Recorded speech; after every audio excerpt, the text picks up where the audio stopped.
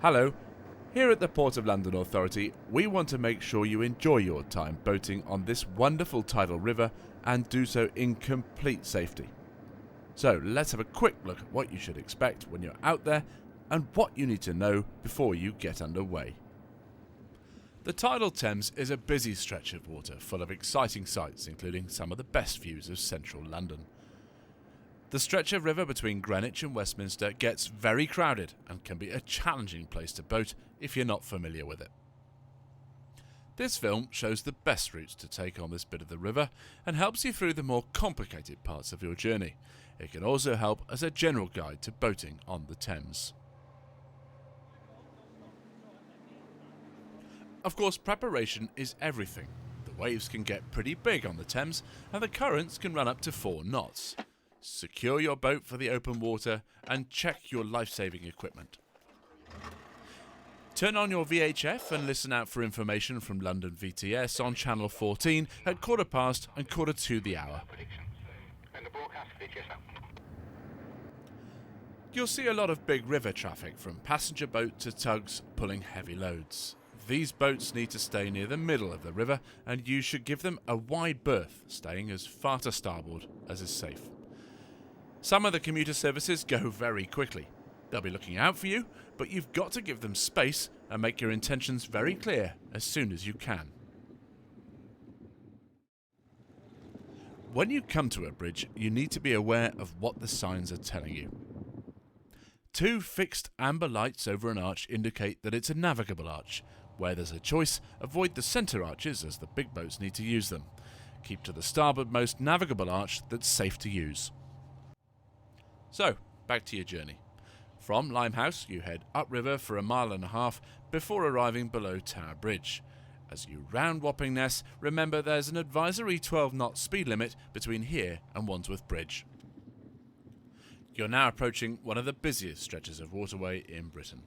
In the summer, large flotillas of boaters will be crowding to get into St Catherine's Dock. So, when you're coming through, you should hold a steady course, but be prepared to react quickly. Flashing white lights over the main working arches of bridges are known as special signal lights. Look out for them because they tell you when one or more very large vessels, usually a tug and tow, are approaching a bridge. When running with the tide, these vessels are not manoeuvrable and are slow to stop. You must keep clear. You should expect large passenger boats to turn suddenly as they come in to pick up and drop off passengers. If necessary, change your course and slow down.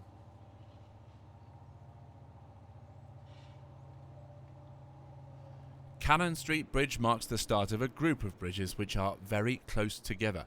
The arches rarely line up, so you have to keep your wits about you. Line yourself up to clear all bridge arches as soon as you can. A strong tide will have you swept onto the abutments of the bridges if you're not careful. Don't forget to watch for special signal lights, especially during high water, as there will be tugs and barges which come into moor here and other big boats coming through. Many of the bridges on the Thames are over 100 years old and need maintenance.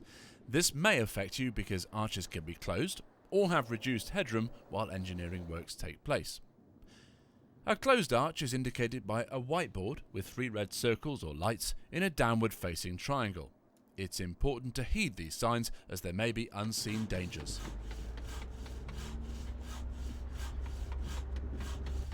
Occasionally, an arch will stay open but with reduced headroom. During the day, you'll see a bale of straw suspended within the arch to the height of the obstruction.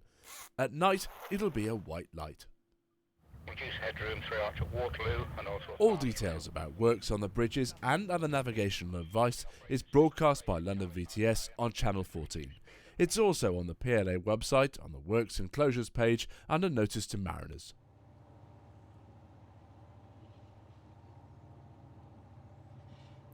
In strong tides, you'll find it much harder to hold your course on bends. The approach to Charing Cross Bridge is on a sharp bend and you'll be pushed towards the north shore when the tide's going in or out. Be careful to get your line right or you'll be swept onto the bridge abutments. Choose the correct line as early as possible.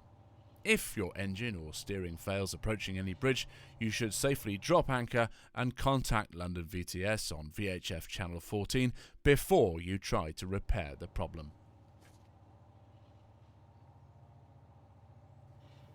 You're now nearly clear of the area, but there are still a few things to look out for, and plenty of sights to enjoy, of course.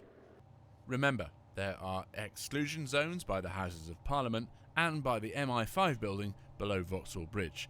You should stay well clear of these areas. You've now safely navigated through one of the busiest stretches of inland water in the country, but there's still plenty more to see upriver. On your way upriver, always think about low bridges and your draft. You'll increasingly see small rowing boats, kayaks and canoes and sailing dinghies, so you must watch your wash and obey the speed limit at all times. There's lots more information useful for boating upriver in our recreational user guide. Remember, you can sign up to receive notices to mariners through our website.